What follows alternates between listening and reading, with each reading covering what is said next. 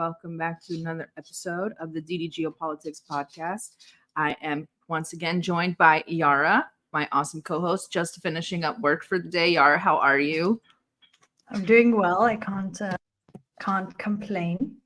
Can't complain. That's how we like it. And our guest today, finally back for another one, is the Rockstar of Geopolitics, Pepe Escobar. Thank you so much, finally, for joining us on video. We are so excited to Hi, have girls. This is really cool. Yeah, really. I told a lot of people in Asia and in the US about our conversation today. So Great. Hopefully they're joining us. So Pepe, I heard a rumor from our producer that you just got finished some traveling and that you have some bombshells or going guns blazing. I think you said you're going guns blazing today. So what are we talking about here? What is going on? We're like a bated breath. Look, essentially, I would love today to cut to the chase, but big time.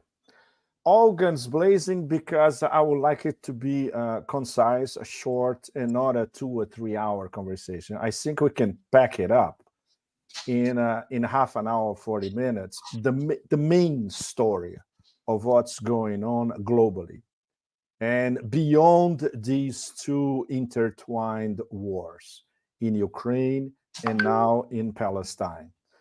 Well, I am in a sort of a Tolstoy mood. I'm going to show you, all of you, why. This is the official French poster for Sergei Bondarchuk's masterpiece, which is his adaptation of Tolstoy's War and Peace. And this Saturday, I had, an illuminating experience. In fact, it's a mix of aesthetic illumination and religious experience, which was to watch Bondarchuk's masterpiece on the big screen. For the first time, I managed to see it on the big screen. And it was something absolutely extraordinary because this is the restored digital version with excellent sound, presented by one of the French restorers. He made an excellent presentation. The film is in 4 parts. We watched it in 3 different sequences. There were 2 long breaks. So to give you an idea, all of you, we started at 2:30 p.m. and we left at 11:30 p.m. We literally spent the day in front of the big screen. And it's something absolutely out of this world. It is probably is among the top 3 epics in the history of cinema as a whole. Just to give you an idea, for set pieces which are absolutely mind-boggling, even if you think in terms of CGI. If you think in terms of, Ridley Scott can do that, but he does it with CGI. And he said that in his Napoleon, which is going to be out in a few days, he didn't use CGI. Very hard to believe it. Bondarchuk, can you imagine? He shot from 1962 to 1967, 8, more or less. It took at least 5 years to shoot the whole movie. And there was no special effects. It was live human beings in the middle of the Battle of Austerlitz. Can you imagine something like this? You only see how big it is when you're actually in front of the big screen actually watching it. And you have set pieces that are Visconti style, like the first ball of the St. Petersburg aristocracy when Natasha Rostova is introduced to high society. So this is something that I'm sure if Visconti saw that, he was envious. It's something that he couldn't do, for instance, in The Leopard, which, by the way, he shot a few years before Bondarchuk shot War and Peace. And then you have the war set pieces, which are absolutely mind-boggling. The Battle of Borodino lasts at least half an hour to 40 minutes. And you see tens of thousands of extras in full regalia on both sides, actually involved in choreographed battle scenes. And the cameras are all over the place. Can you imagine that they built towers so the cameras could shoot from above. And steady cams at the time, they were not as sophisticated as the steady cam nowadays. Even you can use it, you can even use a portable steady cams nowadays. And the camera is moving all the time. And the camera on the ground, when you see a battle scene, you have 2 or 3 different layers of anything that is happening on the screen. It's something absolutely mind-boggling.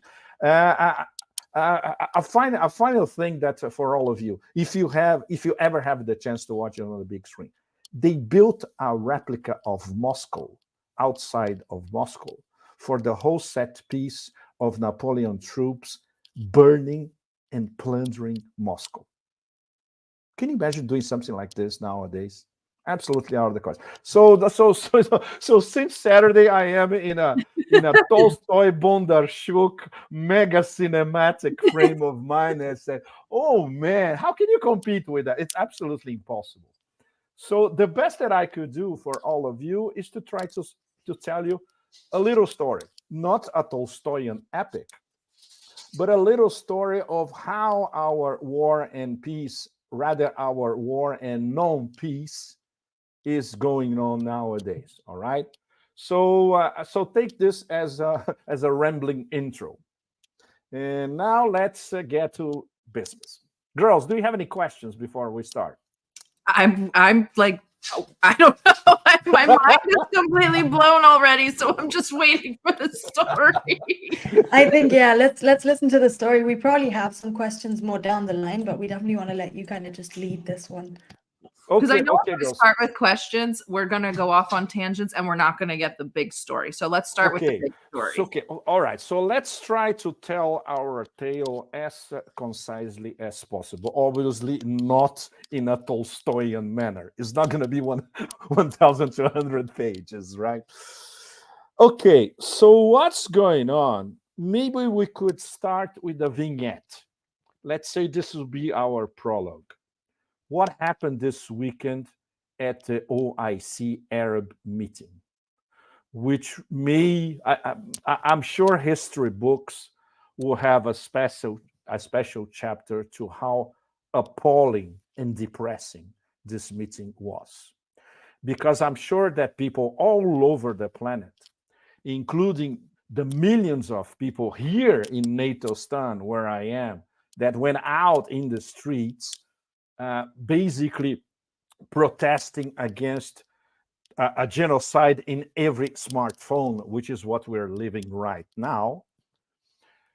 They were expecting much more from Arab leaders and Islamic leaders of the Organization of the Islamic Conference.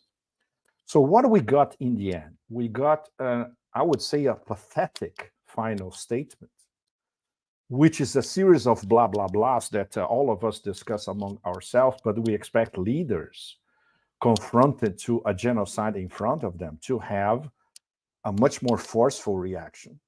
So they're pleading the UN to do something. They are condemning what's happening, blah, blah, blah. Anything practical, absolutely nothing. Why? The Algerians at the Arab meeting that preceded the OIC Arab meeting, they had introduced a draft document, which was very, very powerful and basically called for the Arab world and the Islamic world to isolate Israel.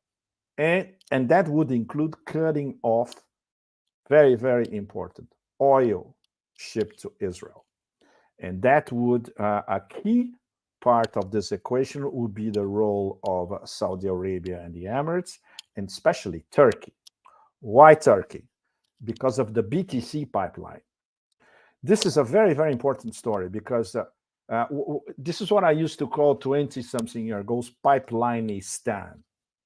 It's an ongoing tragedy, right? Like a fresco, not Bondarchuk style Tolstoyan, but it's a fresco on oil, gas, and distribution of energy. This pipeline, the BTC, the idea obviously came from the usual suspects, and specifically by Zbigniew Brzezinski. Brzezinski went to Baku in the middle of the 90s to sell this idea to Aliyev. Don't forget that at the time, the old Aliyev was still alive. Very, very foxy, very wily, very, very intelligent character, very dangerous as well. And he said, look, let's consider that you have these absolutely outstanding oil reserves here in the Caspian. Let's sell them to Europe. But first we need to build a pipeline. And we want to bypass Russia and Iran at the same time. And obviously, Aliyev loved the idea because the pipeline will go from Azerbaijan, from Baku, outside of Baku, essentially, across Georgia and across Russia to Ceyhan in the Mediterranean. And then from Ceyhan, cargo tankers going all over the place, especially to the west. So they built BTC. It cost a fortune, cost $3.8 billion, bypassed Iran and Russia. The Americans saw they had won this particular section of the great game.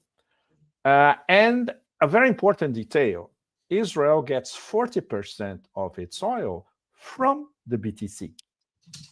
This means that the oil that arrives at the BTC, some of it stays in Turkey, some of it is exported to Europe, and some of it is exported to Israel via tankers. Same thing. They go to the Ashkelon port in Israel.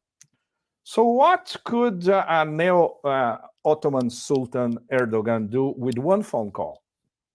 He calls Ceyhan and said, no more tankers selling or sending or shipping our oil from Ceyhan to Israel. Did he do that? Of course not.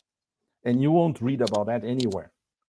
And Erdogan, he can have 1 million people practically in the streets of Istanbul, like he did a few days ago, and blah, blah, blah, blah, blah, blah, blah, just like the OIC meeting. And when it comes to the crunch, which is an actual measure that would be agreed by, I would say, at least most of the Muslim world and Islamic world, except the other ones who also sell oil to Israel. And it could be presented to the whole planet as a practical measure. Nothing happened. So the Iraqis and Iranians before had already said, look, there's no other solution except let's cut off oil from Israel, from all of us producers. Nothing happened. So basically, there were 4 nations that were against everything serious that was being discussed. First at the Arab summit, and then at the joint Arab OIC summit. And we have the names. We know who they are. Saudi Arabia, United Arab Emirates, Bahrain, and Morocco. We have to go one by one. It's very, very important because for 2 of these, this is really, really, really big because this can explain to all of you in the audience and everybody, why are they playing double games all the time? Why are they hedging all the time? Well, Morocco doesn't count much. Morocco, they more or less stabilized their relations with Israel recently. Bahrain doesn't count because Bahrain is a mini vassal. Doesn't count at all. But Saudi Arabia, the Emirates, is a completely different ballgame. Because, first of all, who is going to be part of BRICS 11 starting in 1 month and less than 1 month and 20 days? Oh my God, it's already the end of the year. Yes, my dear Sarah. That's the key part of our tale because BRICS 11 starts soon, January 1st, 2024. And the presidency, as all of you may know, is Russia. Exactly. So we also know that personally, not only geostrategically, let's put it this way, the relationship between Putin and MBS is excellent. They are WhatsApp polls, really. Yeah. But it's also very complicated because what did the Americans do and was presented at the latest G7? They officially announced IMEC. Very few people around the world know what IMEC means. It's India Middle East Corridor. This is the official denomination, the official acronym. What the acronym does not tell us is who are the key participants of IMEC. Yes. It's not only India, Middle East, no, it's Europe, because most of this oil and gas connectivity is geared towards Europe. So meaning essentially the EU, Saudi Arabia, the Emirates, India in the Indian Ocean, and guess what? Israel. So basically, IMEC is what? The normalization of Israel as a connectivity corridor between Europe, West Asia, and South Asia. This is beyond enormous, because not only this is a direct competitor to the Chinese Belt and Road, the New Silk Roads, but it also elevates Israel to a position that until, I would say, a few months ago, they couldn't even dream about. And that explains, among other reasons, why the genocidal maniac a few weeks ago went to the pulpit of the United Nations and showed one of those Looney Tunes map that the Israelis love, right? And in this map, what did the whole lands of Islam, not to mention the whole global south, not to mention the UN Assembly General, what did they see? No Palestine. It was Israel in blue and the Arab neighbors in yellowish, orangish. No Palestine at all. And this was billed as their official terminology, the new Middle East. So what was Bibi doing at the UN? He was showing, from an American-Israeli point of view, what is the future of Southwest Asia? Forget about Middle East.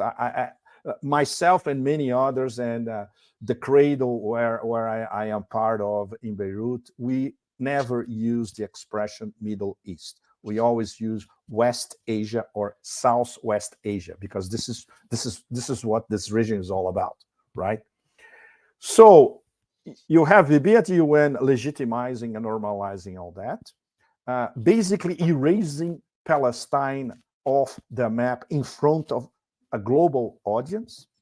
And this happened only a few weeks before October 7, Al-Aqsa flood. But before Al-Aqsa flood, something very, very important also happened, which is also that something that completely disappeared from the narrative, especially in the West. What happened on September 20? I'm sure many of you will have no idea. On September 20, in the White House, Bibi Netanyahu met in person with Joe Biden's earpiece. This is extremely crucial to understand what happened afterwards, especially October 7. So we're talking about September 20. This means what? Less than 3 weeks before October 7. So, and this happened after Bibi showing the map at the UN. So what happened at the Oval Office this day, which is something that you won't read in the official White House readout, but this is what really happened.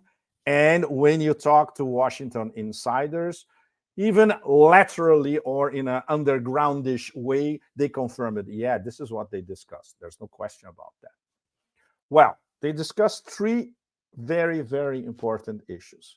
First of all, IMEC, because that was already announced, and the Israelis say, okay, but the problem, there's a lot of infrastructure problems. The Saudis and the Emiratis, they have to build a lot of highways, railways, etc. Modernization of ports and all that. So this is a very long-term project. They talked about another angle, which is extremely crucial. And this is the angle that the Americans have been cultivating since the 1960s, and now is going to be revived. And many people, until a few days ago, didn't even know about it. The Ben Gurion Canal.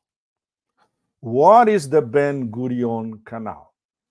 It's a canal from the Gulf of Aqaba to the Eastern Mediterranean to basically take off the Suez Canal off the map, or give it a secondary role in terms of a naval connectivity and transport of energy in Southwest Asia. Exactly. So they discussed the Ben Gurion Canal, etc. And obviously, BB said, look, we have a serious problem because according to the trajectory of the canal, it will go more or less to the Eastern Mediterranean where Gaza is. So I said, look, we have to get rid of those people in Gaza. I'm paraphrasing, but this is more or less the tone of the conversation. You can imagine. Don't forget that he was talking to a crash test dummy. So he was talking to the earpiece. And the guys in the, of course, we can assume that Jake Sullivan was in the room. And we can also assume that Blinken was in the room. But the others were not in the room. So thus the earpiece, right? So this means a solution for Gaza, and specifically North Gaza. And it's not by accident that what we're seeing in front of us, the genocide in motion on every smartphone, is taking place in isolated North Gaza. Because according to all the legalistic framework of the offshore oil and gas reserves that were discovered in that part of the Eastern Mediterranean, the Palestinian reserves are in front of North Gaza, essentially, offshore, right? And another very, very important point, the concessions, they end next year. The current concessions for British gas to exploit it.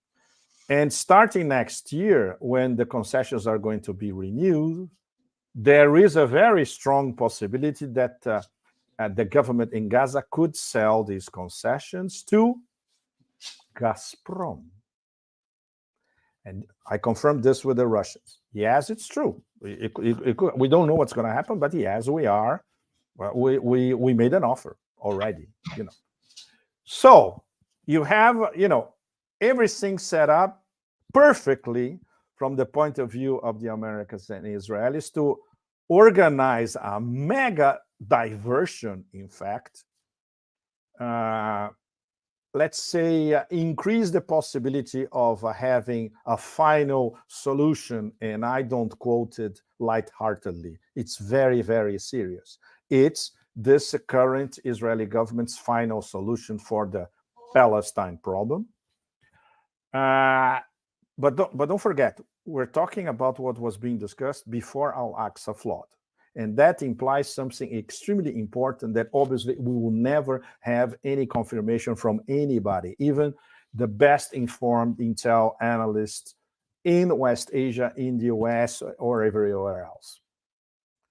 That the Israeli government knew that something was afoot in Gaza. They didn't know what in detail. And obviously they didn't know what because they were stunned by the sophistication of the whole operation. And even Sheikh Nasrallah, in his first speech, not the one last Friday, the one before, he said, we didn't know about it. The Iranians also said, we didn't know about it. In fact, this was coordinated by the Palestinian resistance. We don't know if this was only, there's no definitive confirmation. If this was only Hamas, if this was Hamas, Islamic Jihad, Front for the Liberation of Palestine, everybody together, probably there was a coordination as well, but this was a Hamas operation.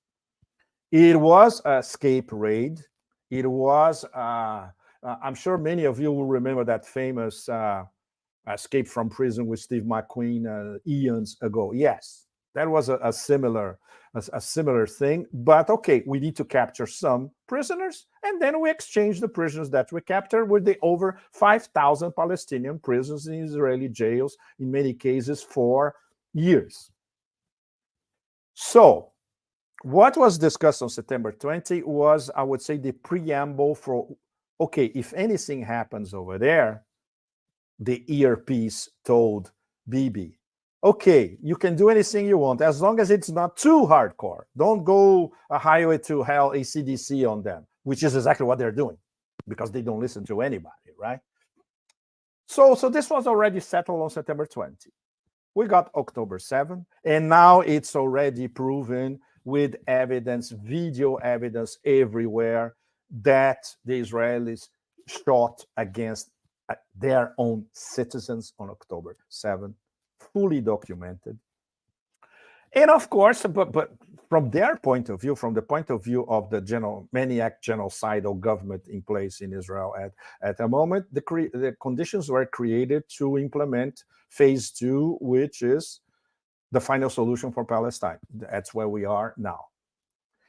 We don't know how this thing will derail, which in many aspects is already derailing.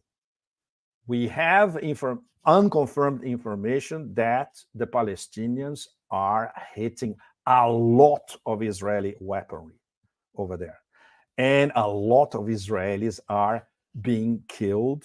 And one, who was it? It was a reporter, it was an Israeli reporter. He was absolutely summarized, excluded from everything, because he actually went there and he showed the bodies of killed Israelis, right? So, and the most complicated part at this stage is, will the Bibi government, the Bibi war cabinet, have the guts to actually expand this war to the northern front, where they know that they have no chance of winning against Hezbollah? We don't know. But nobody knows this answer. I'm sure not even the Americans know this answer. They are in panic because they don't want it, because they know they already gamed it, and they know that Hezbollah is going to be drastic, to say the least.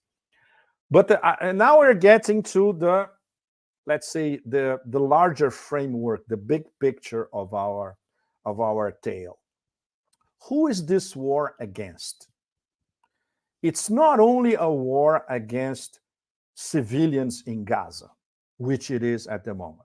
It's not only a war, which is not even a war, I would say a live massacre of Palestinian civilians, especially children, in front of the whole horrified world to see, which it is as well.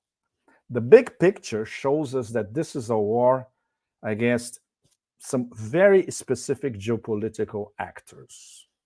The first one, BRICS 11, which starts in a month and a half from now. It's against the global south as a whole.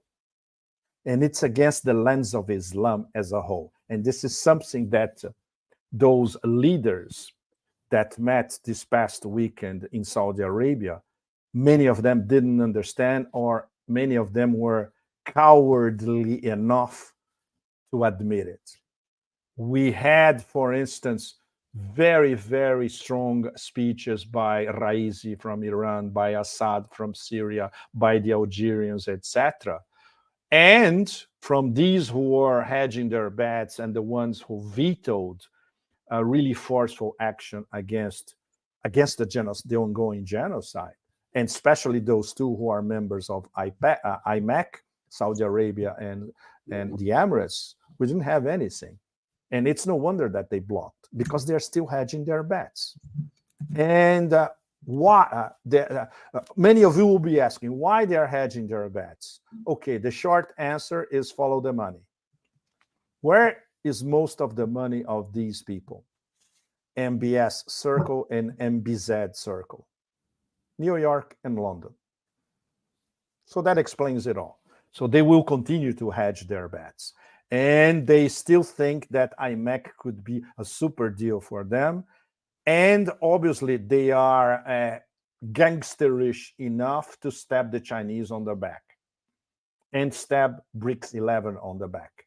Don't forget that they are members of BRICS 11 because the Russians and the Chinese lobbied heavily to have them on BRICS 11. Their first option in West Asia was Iran, because Russia and China both have a strategic partnership, each of them with Iran. And the second option was Saudi Arabia and Emirates, because of, in the case of Saudi Arabia, especially from a Russian point of view, because of OPEC plus.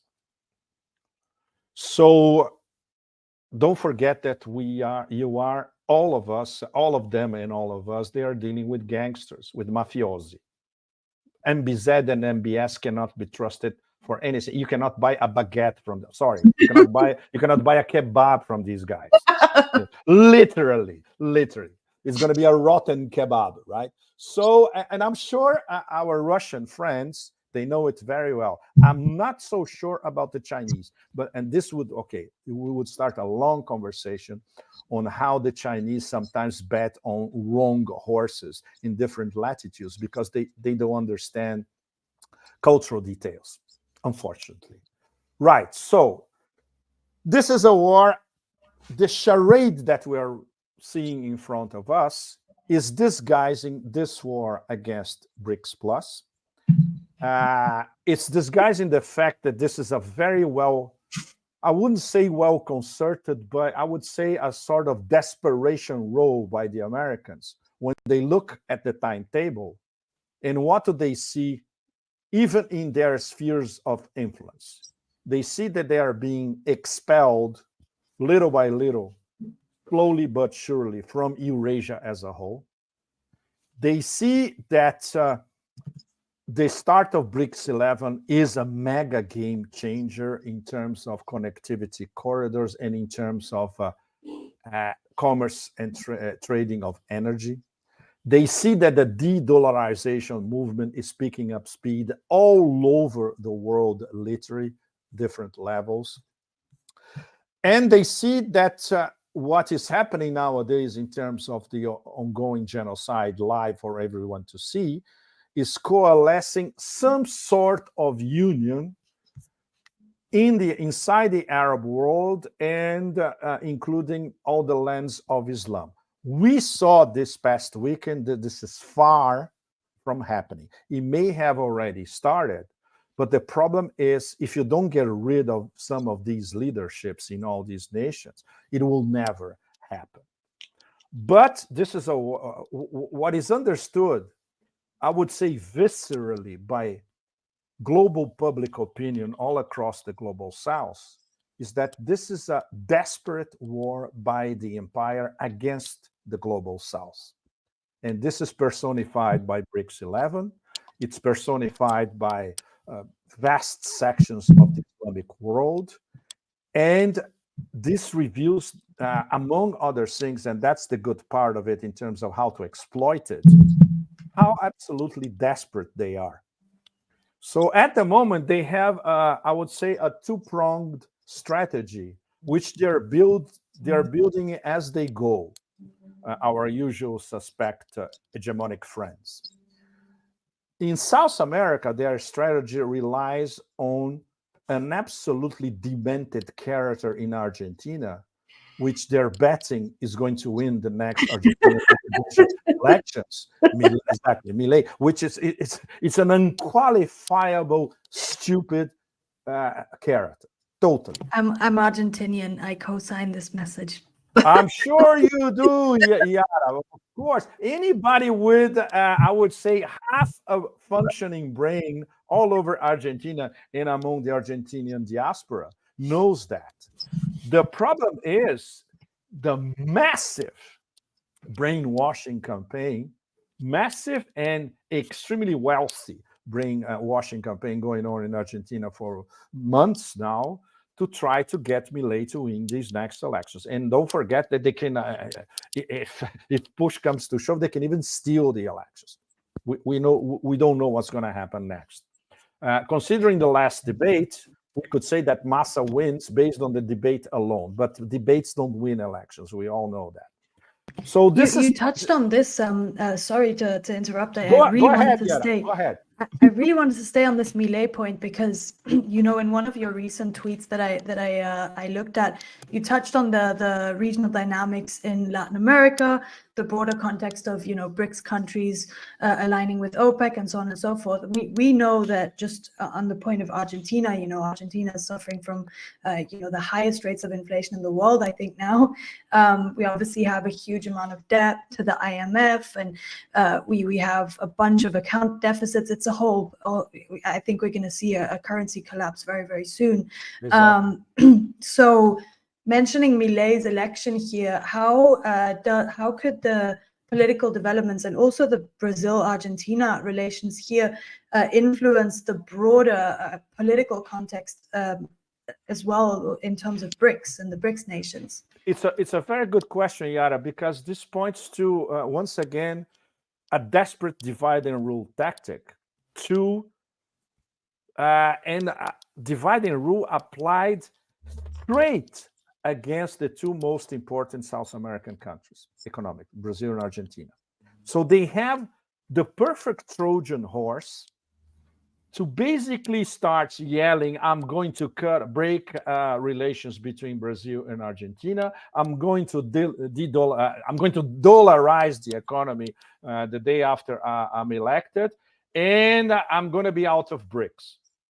Like, it's so blatantly obvious who profits from this gambit. They don't even try to disguise it. The only thing that they have, and we all know, especially all of us who were born, raised, and know the global south from the inside, apart from knowing the global north, we know how it works. And it's always the same modus operandi. And in the case of Argentina this time, they look, tactically, they are on the verge of having a major victory. If this happens, from the point of view of the empire, of chaos, lies, plunder, etc., it will be a major tactical victory, equivalent to the tactical victory of cutting off Russia from Europe, which is the only tactical victory that the Americans have so far in terms of the proxy war in Ukraine. It's huge. It's enormous. If they have Milei as president of Argentina, this will be, they will be doubling down. But this is only one part of the two-pronged strategy. The most important part is Israel. The most important part is trying to sell to the world the fiction that they are controlling Israeli rage while they are implementing what was discussed in detail in the first place, which is what was the beginning of our tale today. So this is the two-pronged strategy. So we're going to see in a few days if it succeeds in Argentina, and in terms of Israel, if it succeeds in once again in the words of Bibi himself, to Arab leaders and Islamic readers, shut up. This is what he said yesterday. Shut the fuck up. In front of the whole planet. It's unbelievable. It's absolutely unbelievable. And there's no response from anybody. And after that, if you don't have anything practical coming, for the moment, it's only coming from the axis of resistance, as all of you know. It's coming from the ultra badass Ansarullah. You can never mess with the Houthis. These are the original badasses, and major respect, because they are actually at war against Israel. Even if their missiles are intercepted by orders of Riyadh or Amman, it doesn't matter. They are implicated. They are trying to do something practical. The axis of resistance, especially militias in Syria and that galaxy of militias in Iraq, Hashd al-Shabi, and they are also doing their bit, attacking American installations. Excellent. Hezbollah on the border, which is horrible. I went to this border 4 years ago, and I actually saw for the first time the new wall built by the Israelis with help from the UN, separating southern Lebanon from occupied Palestine, all the way to the triple border on the hills, Syria, occupied Palestine, and Lebanon. They are doing that because they are attacking communication installations by the multi-billion-dollar towers of communication and surveillance by Israel on the border. So this is also very important. So these are the only ones who are actually doing something. And of course, in the background, Iranian support, because all that is happening conceptually was drawn, designed, and taught among leaders of the axis of resistance by none other than General Soleimani. So what we are seeing in front of us is once again the immeasurable influence, tactical, strategic, conceptual, historical, cultural, of General Soleimani.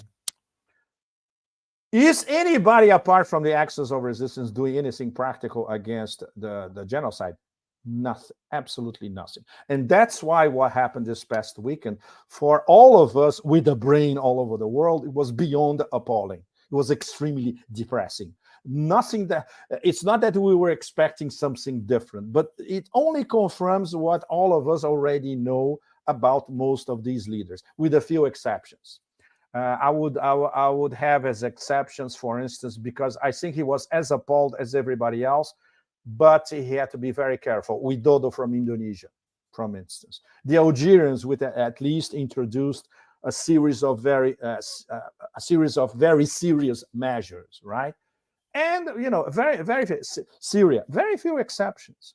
So in terms of BB going live and saying, "Shut up," this is humiliation on top of humiliation. It's the mind boggles, and they can get away with it. And he can say that and get away with it. We know why, and we know who supports him, and we know who's also behind them in the shade, because they are chihuahuas, the European Union, with the toxic Medusa on front in the front lines.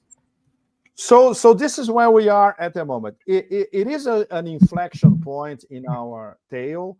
I wouldn't say, if we go back to Tolstoy and Bondarchuk, that we're going to have a Battle of Borodino in front of us, which would be a very, very strong possibility if the genocide continues, and if the Israeli rabid dog is completely let loose by the American masters, by the way, because this would be the perfect way to set the whole of West Asia on fire. And we should never forget that conceptually, setting West Asia on fire is the overarching strategy by the dwindling empire, because West Asia is an absolutely key node of Eurasia integration, of the Belt and Roads, and of the union of Eurasia with the Arab world and Islamic lands as well, in terms of trade, connectivity, and further on down the road, undermining the petrodollar. So what we are living now, once again, it's very, very important. It's a desperation strategy. It's not that they think strategically long term. We should never forget, especially the people who are in power now in Washington, they don't do strategy. They do, at best, business plans. And these business plans involve, tactics on the fly. This is what they do. They are incapable of thinking strategically, and especially thinking strategically in terms of preserving actual strong American national interests, in terms of not antagonizing now 89% of the whole planet, which is exactly what they're doing. No, because they are hostages of the Straussian neocon psychos, which are embedded in every instance of the Beltway, everywhere in Washington, Virginia, Maryland, think tanks, media, you name it. It's absolutely impossible. And to get rid of them in a flash is also absolutely impossible. So what is the best that we can hope under, I would say, the dire circumstances now?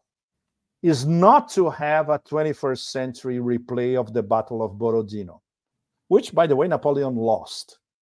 And we're not sure if the new epigones of Napoleon, the usual suspects, we don't know how they would perform, because don't forget that among them we have a lot of Dr. Strangeloves. Napoleon he was not a Dr. Strangelove. He just wanted to win a battle on the field between men. And there's an extra, coming back to our movie, there's an extraordinary scene where General Kutuzov, who won against Napoleon, fascinating.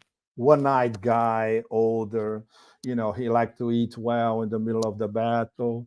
And then there was an emissary coming. Look, we are fucked all over the front. He said, nah, it's not gonna happen. Wait. And in the end, obviously, he was right. And he said, look, they are men. We are also men. We are all brothers here. This is a battlefield. So we have to treat them well.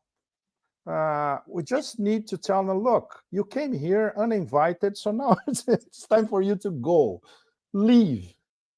We simply cannot see this happening today, of the Americans basically telling their occupied lands all over the planet and say, we understand that we are here, we were uninvited, so we'll decide to leave ourselves. Or the occupied people have enough firepower to tell the Americans, look, now it's time to leave. For the moment, the only ones who are actually doing something, once again, is the axis of resistance. So we are very, very far away from something that would be remotely similar to Napoleon just, wagging his tail and going back through the steppes back to France, defeated. Well, there you go. I'm going to ask you. So we had Dugin 2 days ago, and I saw it. Yeah, and we wanted to ask him ask you some of the same kind of line of questioning that we asked him, and some stuff that we didn't get to because it's better suited to you anyway. But I did want to touch on the because we talked about Argentina maybe being like that cornerstone or that hole or that plug in the dike. But we have Bolivia, Colombia, and Chile all making a really nice mug, by the way. I don't know if I introduced you to all of you. This is the ultimate Donetsk mug. And there's only one way for all of you to get this mug. Go to Donetsk. There you go. You cannot even find it in Moscow. It doesn't exist. It only exists in Donetsk. So, saluti a tutti.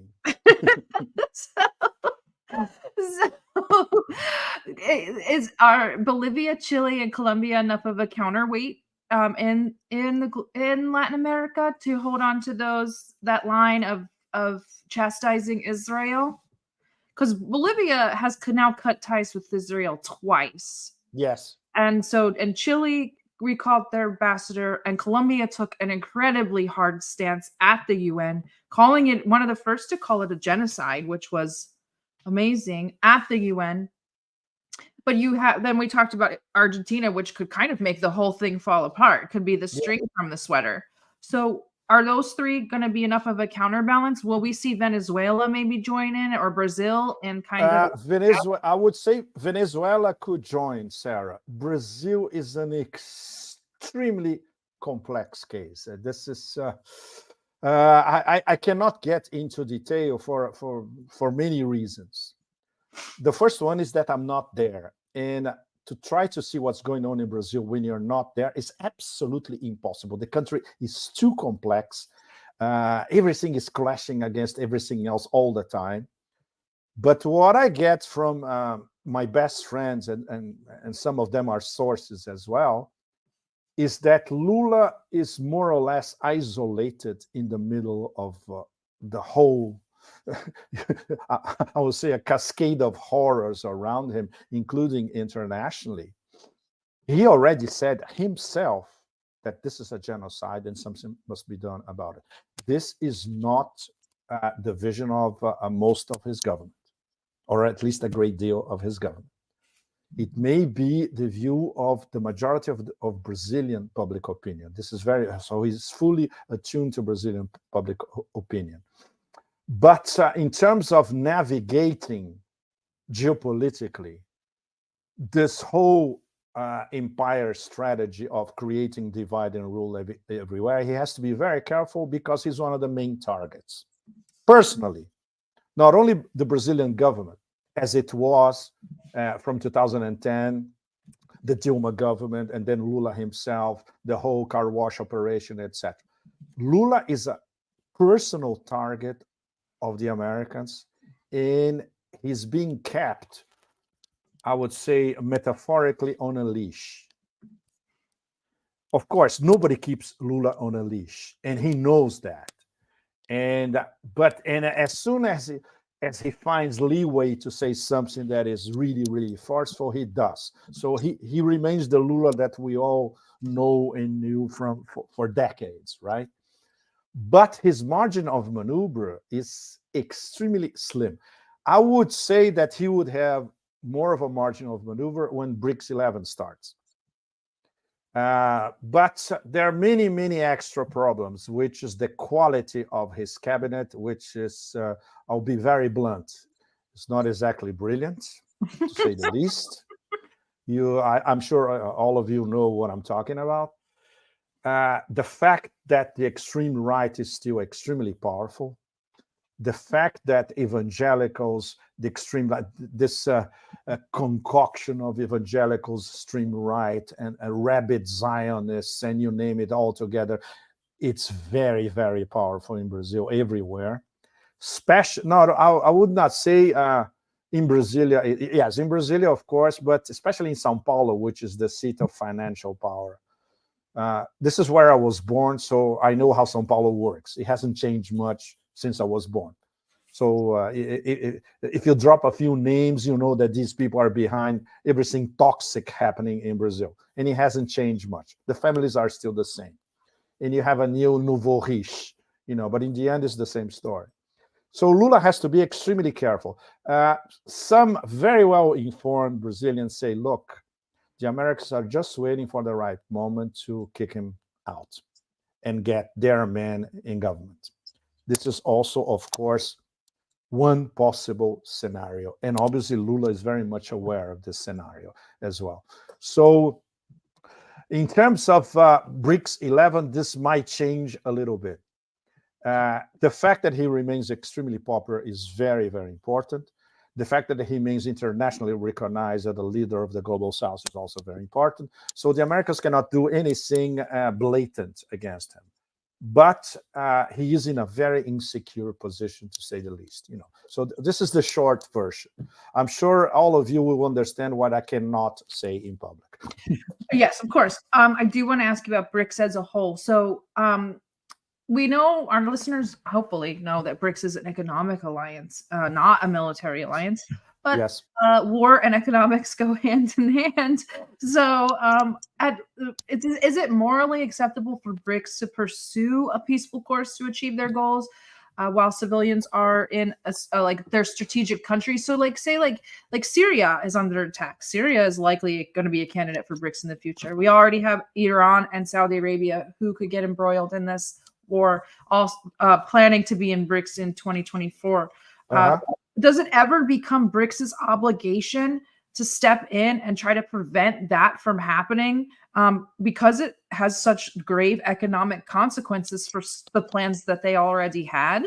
And if so, what do China and Russia do in that instance? Because I'm sure you agree, but I see them as the leaders of BRICS, probably. Yes, absolutely, Sarah. They are the de facto leader of BRICS and the de facto leaders of BRICS 11, of expanding towards BRICS 11, and probably this year BRICS 15, 18, or maybe even BRICS 20, before or during the summit in Kazan late next year. In terms of never expect BRICS to have a military role. That's not the point. As you should not expect, all of you around the world, you should not expect the Shanghai Cooperation Organization to have a military role, at least in the short to medium term. The Shanghai Cooperation Organization this is very, very important because they will be merging sooner rather than later, or maybe in the medium term. The key problem inside BRICS and inside the Shanghai Cooperation Organization, I'm sure I don't have to spell it out to all of you, is India. Unfortunately, and this is something that you confirm when you talk to Russian analysts, to Chinese analysts, to Iranian analysts, and even to some independent Indian analysts as well. Because when we talk about India, it's not that enormous framework. No, it's the Modi government, the people around Modi, the people Modi is trying to seduce all the time. Let's say the nouveau riche business classes in India and the Hindutva anti-Muslim fanatics. So this is an enormous problem. And of course, going deeper, the absolutely stratospheric inferiority complex of the Indian ruling classes vis-a-vis the white man. This is something very, very hard to say, but I prefer to say it bluntly. All of us, or all of you who have been to India, you can see that in front of you.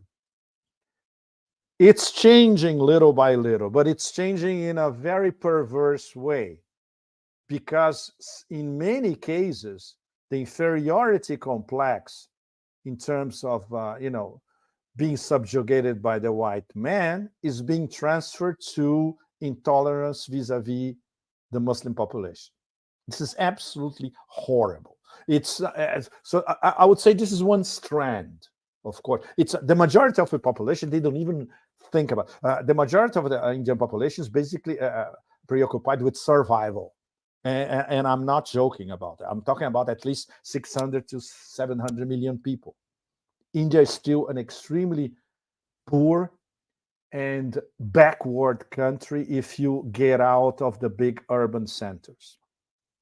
If you go, for instance, to Patna, if you go to deep India, wow, it's nothing much changed, even considering the economic miracle that started maybe in the late 90s. But the problem is with a government like Modi's, and considering his constituency and considering the toxic Hindutva elements around, it's very hard to see how they can accommodate China, especially, and China inside SCO and BRICS, and Pakistan inside the SCO, especially because they see Pakistan as a vassal of China, which is not the case. They are economic partners. It's different. And that explains, among other things, why Modi and his government is always extremely reticent in normalizing relations with China, economic relations, trade relations inside the BRICS. Or even worse, very simple things, accepting to trade in yuan. The Russians already they sent the message to the Indians, look, okay, you're buying a lot of our oil, fantastic, but what are we going to do with this pile of rupees? Nobody wants a pile of rupees, So they're trying to find a way for the Russians to spend these rupees, or at least, buy something with these rupees, because India doesn't have anything to sell. They are buying energy like crazy. That's a completely different story. So, and they refuse, of course, to have their settlement payments in yuan. So as long as you don't solve these problems inside BRICS, for instance, the progress of the multilateral organization as a whole is seriously compromised. And inside the SCO, it's complicated because India is still hedging their bets in terms of, okay, we are members of the Quad, and now we're going to be members of IMEC. This is the absolute opposite of what the Russians and the Chinese are doing, where they are little by little, slowly but surely, integrating projects of BRI, the New Silk Roads, and the Eurasia Economic Organization, the Eurasia Economic Union, I'm sorry. This is something I will see in Moscow again in a few days. I'll be back in Moscow in 2 weeks.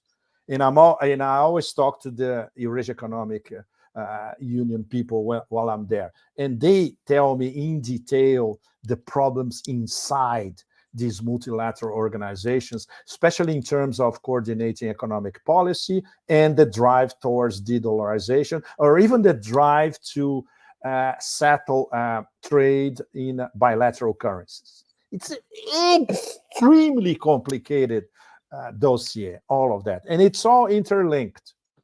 So to cut the story short, the spoiler in all these interactions is India. And the Americans know it.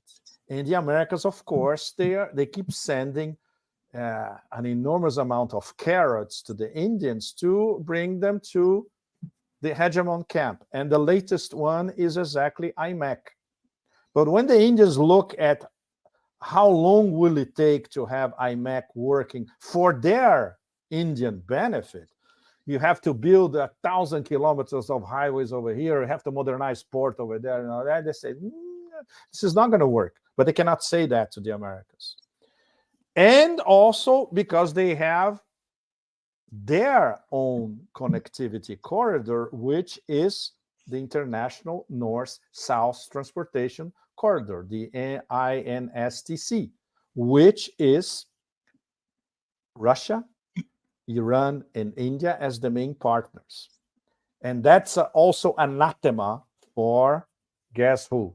The hegemon. The problem is they cannot disturb this directly. They cannot create problems inside Russia. Okay, to a large extent, they can have skirmishes. They cannot attack Iran directly, although they would love to, the Strauss-Newcomb cycles.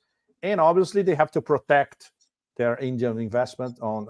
But when the INSTC will be fully functioning, example, you charge something in Moscow or St. Petersburg, it goes to Astrakhan, the Russian port in the Caspian. It crosses the Caspian by ship. It gets to the Iranian shore of the Caspian. It crosses Iran by road or railway. It arrives at the Persian Gulf of the Gulf of Oman, and then is sent by tankers to India. When this thing is fully functioning both ways, wow. In terms of a connectivity corridor of let's say, a parallel Silk Road with the three main players, Russia, India, and Iran, it's perfect. It's absolutely perfect. So that's that. So expect the Americans trying to do something to disturb this in the, I would say, medium to long term. So I have a final question for you today, Pepe. You mentioned in one of your articles that the two-state solution is dead, right? And there's this reluctance to admit this. So my question for you is why do you think, first of all, people hesitate to acknowledge the end of the two-state solution? And also, what do you envision as the next steps for the conflict? How would regional dynamics kind of evolve in the absence of that two-state framework? Well, can you imagine the Chinese Chinese diplomacy, as you all know, is usually reactive. It started to become active, I would say, in the past 2 to 3 years, but it's carefully calculated to the millimeter. So their official position was always two-state solution for Palestine. They cannot turn this upside down, even when confronted with, I would say, a cartographic proof. Look at the map. Can you have a two-state solution? Obviously not. Everybody knows that. But the Chinese, of course, they are gradually at least understand. First of all, this is not their war. It's too far away. The only thing that matters to the Chinese is, once again, connectivity corridors. That's it. They are not going to get enmeshed in a war in the middle. No way. And even posing as mediators, because they don't have it. They don't have it. The Russians have it. The Russians can do it because the Russians are still respected by Israel for a enormous number of reasons. But basically, more than 1 million Russian speakers in Israel, double nationality, double passports, business back and forth, oligarchs, money back and forth, you name it, right? The Jewish lobby inside Russia, etc. But at least Russia could, I would say, a very ideal scenario, be the mediator for a new West Asia arrangement, respected by everybody in the Arab world. There's no question about that. Respected by Iran and also respected by Israel. But obviously, the Americans will be the first to say, no way, they will destroy the new chessboard immediately, like the pigeons that they are, right? So we cannot expect this to happen. But we have, waiting in the wings, a possible credible mediator for everything in West Asia. China, no, China is always in the back. The best example this past year or so, for instance, I never cease to stress that because it's very important. People should know that this rapprochement between Saudi Arabia and Iran, which was clinched in Beijing by the Chinese, the Russians started the whole thing.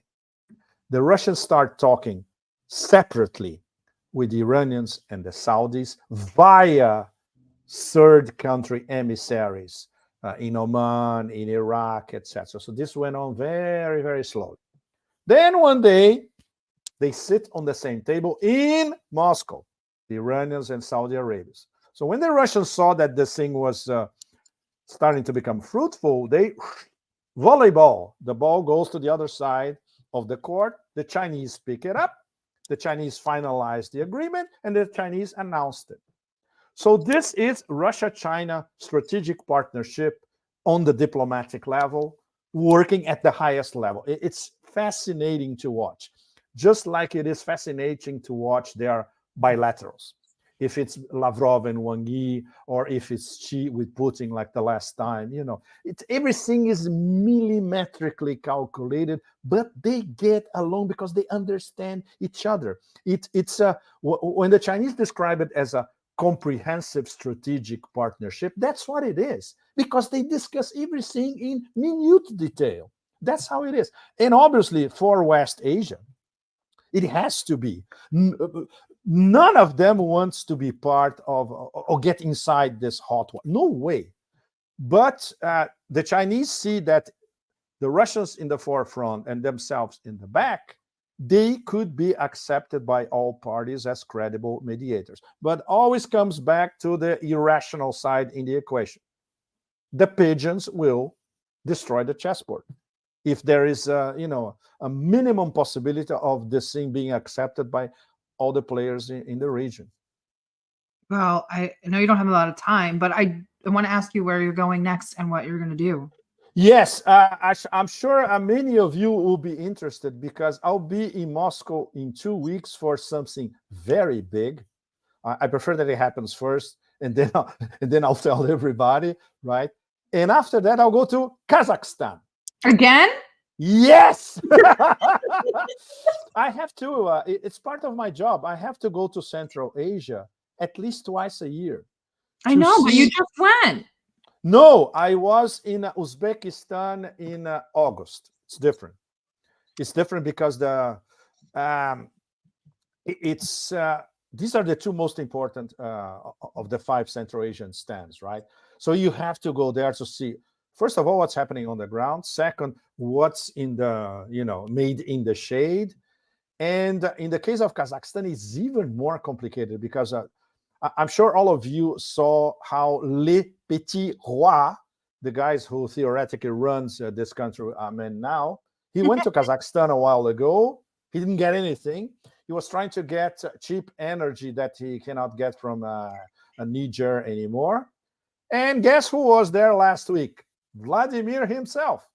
Sat down with Tokayev. Tokayev went to the airport to pick him up at the airport in person. They had wonderful conversations. Our strategic relationship is going fine, is proceeding comfortably, in the words of Putin, but it's much more complicated than that. And obviously, they don't say that out loud. So you have to go there and get the actors in the corridors. Okay, well, what's really going on here?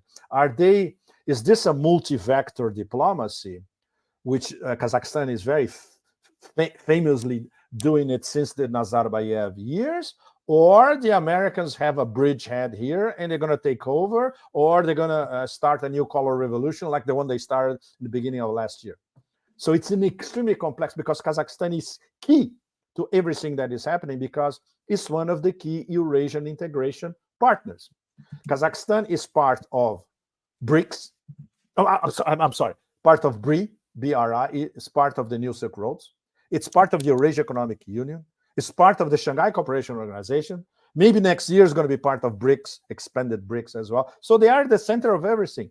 He has enormous, massive natural resources. So everybody is looking at them. And they have a very, very complementary relationship with Russia and China, but they also have very good relations with the Americans as well. And the American majors are all there exploring oil. Chevron, ExxonMobil, everybody's there. So it's a key country to. We have to go to Kazakhstan all the time to see what's going on. So this is what's going to happen before the end of this year. And next year, of course, the focus is going to be BRICS 11 in everything that they can do practically to, I would say, bring a modicum of peace to the world nowadays, the world that is being destabilized completely by the scared to death hegemonic elites. Ты говоришь по-русски? Oh, yes, but my Russian is very minimalistic. I understand it very well, but because I haven't spoken in ages, like, during Bondarchuk's movie, I was picking up some of it. But then you get, if you don't practice, you get lost, right? Oh, that's a tough one. I'm glad you brought up Central Asia though, because that's a region that's a forgotten region, and it's so important. It's so important, right Sarah. now. It's not forgotten across Eurasia. It's forgotten in the West. In the West, people cannot even point to these countries on a map. Try to get an American to point Tajikistan on a map. It's not going to happen. No, they can't even point Paris. Point Never mind. Ukraine. Let's not. They thought Ukraine was in Australia, so we're working it over here. But we've got Pepe. When are you going to join us for a chat on DD Spaces? Do you know how to do Spaces, Pepe? No, I don't. What is DD Spaces? My space, our spaces. So we have spaces, and with all the big guns like you and Elijah came and talked to us. The ambassador of Russia came and talked to us. Excellent. You should come because you're like a party. You're like and it would be a really fun Q&A. And okay, all right. Look, let's try to do this maybe in December while I am it's running around. It's informal. Whenever you're like, I can pop in and have a chat. It's not fantastic. My pleasure. Yes, of course. Well, I don't know how to like go out on this. It's Pepe. He doesn't even need an outro. Follow him on X, find him on the Cradle, find him in Central Asia. Who knows? Maybe NATO stan. You never know where Pepe is going to show up. Look, I tell you, all of you, the audience, it sucks in NATO stan. Really. NATO stan. It sucks. The only good thing of being in Paris, of course, is the gastronomic front. That's another story entirely. But apart from that, I'm holed up at home. I only go out to talk to my butcher, my Italian providers. Yeah, exactly. The guy who sells me lettuce. I have wonderful conversations on the ground level because they tell me what's really happening in Paris on the ground level. It's fantastic. But apart from that, you cannot have a political discussion here. What is happening in Paris? What is happening in Paris on the ground? And like they were in such tumult before all of this even started because of the Africa stuff, and a lot of places got touched by that stuff. But France definitely did, maybe even lost its footing. And is it still kind of in flux and kind of crazy over there?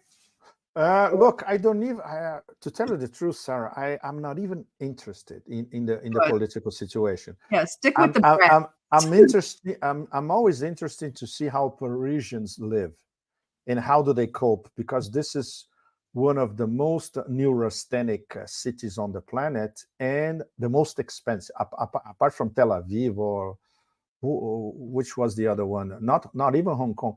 It's the most expensive city on the planet. I don't know how people survive here. It's demented. And something that started this year, which I never saw before, I actually see inflation in front of me, like I am in the global south and not in one of the wealthiest countries in the global north. Yeah. And I talk about that with my providers, my friends all the time. They say, you have no idea. We have ladies coming here and saying they cannot afford to buy anything anymore. So they buy a risotto and that's it, or 2 or 3 vegetables. That's it. It has to last a week. Mm-hmm. It's mind-boggling to see this here. Look, this is not Turkey where they have a 200% inflation. It's not Venezuela. It's and it's something that never happened before. So life here, even for people who have lived here forever, is extremely hard. And obviously, a lot of Parisians are abandoning Paris because they cannot afford to live in Paris anymore. So, you have whole neighborhoods that are being taken over by investment funds. And then they sell it to rich Arabs or rich Qataris, that kind of stuff. It's very sad. That's all of Europe now. Sad. It's unfortunate. That's why I'm moving to And Brazil. in Germany, it's even worse. My German friends say that, no, Germany is off the charts. Can we Definitely. Can we try to end on a happier note? It's been so great talking to you, Pepe. Honestly, wow, happier note at this moment. Wow. Look, can I make a recommendation to all of you guys in our audience? Read the Stoics. Even if you don't read the classical Stoics, read Marcus Aurelius. He will appease you a little bit. Read a little bit of Seneca. I'm trying to do that. And when I'm here, I'm so far away from Asia because in my mind, I'm always in Asia. But in Asia, you are close to Buddhism, you're close to the Tao, and it's very easy when you are in Asia to practice this, and even in your everyday life. Here in the West, it's completely different. And here we are under pressure all the time. And in our profession of trying to decode what's going on, it's even worse, So I'm finding some solace reading our great friend Marcus Aurelius. I recommend it to all of you. Well, there you go, Marcus Aurelius. Thank you once again, Pepe. Stick around for the afterwards, and we will see you guys in a space. We don't know who the guest is this weekend. It's a wild card. You guys will be surprised with us. Yara, thanks again, and Pepe, once again. Thank you, girls. You're the best. It was a real pleasure. As always. Namaste. Namaste.